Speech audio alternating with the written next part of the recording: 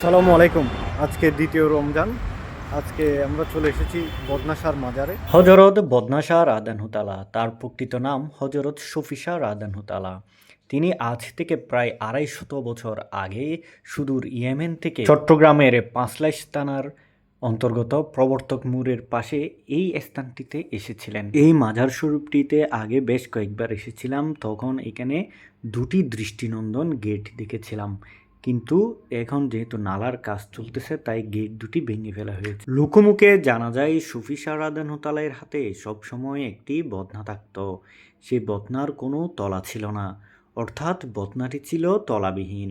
এরপরেও বদনাটি পানিতে পরিপূর্ণ থাকত সবসময়। সেই পানি পান করে সাধারণ অসুখ থেকে দুরারোগ্য অসুখ বিসুখ আক্রান্ত রোগীও সম্পূর্ণ ভালো হয়ে যেত। এভাবেই এই অঞ্চলের বিভিন্ন প্রান্ত থেকে ধর্ম বর্ণ নির্বিশেষে অসুস্থ মানুষজন তার কাছে ছুটে আসতেন। আর তখন থেকেই হযরত মুহাম্মদ শফী শাহ রাদিয়াল্লাহু তাআলা সবার কাছে বদনা শাহ হিসেবে পরিচিত হয়ে ওঠেন। মাজারে এখনও দূর দূরান্ত থেকে ছুটে আসেন বিভিন্ন শ্রেণী পেশা ধর্ম বর্ণের মানুষ।